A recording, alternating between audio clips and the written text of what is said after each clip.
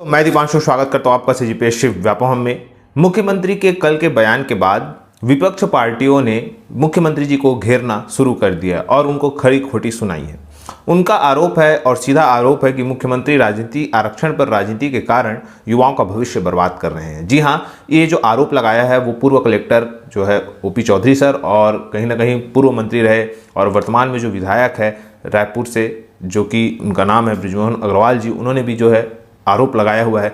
इसके साथ साथ जैसा कि आपके स्क्रीन पर शो हो रहा होगा, ये एक बेरोजगार युवा है जो कल के मुख्यमंत्री के बयान के बाद अपने घर के सामने ये पोस्टर लगा रहा है और कह रहा है कि अगर चुनाव के पहले जो सरकार है शिक्षक भर्ती या अन्य भर्ती नहीं निकालती तो वो उनको वोट नहीं देगा। और भर्ती निकालना ही नहीं, साथ में युवाओं को चाहिए अब नियुक्ति।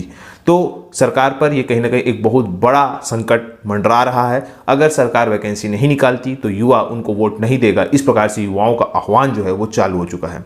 खासकर अब देखने वाली बात है कि इस साल चुनाव का समय है और सरकार क्या करती है, क्या वैकेंसी निकालेगी। अगर वैकेंसी नहीं निकालती तो कहीं ना कहीं सरकार को चुनाव के समय भारी नुकसान जो है वो हो सकता है। फिलहाल आगे वीडियो देखिएगा जिसमें आरोप लगाए हुए हैं। वीडियो यहीं तक।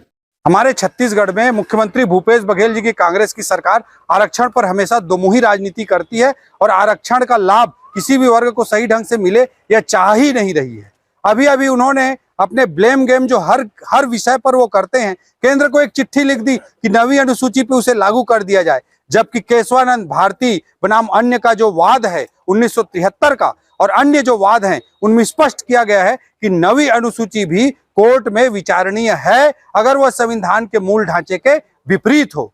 इसलिए ये जबरदस्ती की सगुफेबाजी और जबरदस्ती की ब्लेम गेम की पॉलिटिक्स करना भूपेश बघेल जी को बंद करना चाहिए। दूसरी तरफ मैं कहना चाहूंगा 76% आरक्षण के मसौदे पर बात करते हैं, लेकिन क्वांटिफाइबल डेटा आयोग के डेटा को राज्यपाल तक को नहीं देते हैं। पहले 82% आरक्षण का मसौदे पर राज्यपाल ने दस्तखत कर दिए थे, उसे विधानसभा के पटल पर ही नहीं रखा गया, बल्कि 27% ओबीसी आरक्षण के खिलाफ या 32% एसटी आरक्षण के खिलाफ खुद ही कोर्ट में याचिका लगवा देते हैं और जिनके कारण स्टे मिलता है उन्हें पुरस्कृत करने का पाप करते हैं। इस तरह से स्पष्ट है कि पूरे आरक्षण पर दोमुही राजनीति भूपेश बघेल जी और कांग्रेस कर रहे हैं और आरक्षण का लाभ किसी भी वर्ग को सही ढंग से देना नहीं चाहते हैं, केवल और केवल ब्लेम गेम की पॉलिटिक्स करते हैं। इस पॉलिटिक्स को छत्तीसगढ़ की जनता अच्छी तरह से समझ रही है और आने वाले समय में कांग्रेस को जरूर सबक सिखाएगी। निश्चित रूप से कोई आरक्षण का जो विधेयक है वो विधेयक राज्यपाल जी ने नहीं लाया है, वो मुख्यमंत्री जी ने और सरकार ने लाया है। ये सरकार की जिम्मेदारी है कि वो संविधान के अनुरूप काम करे।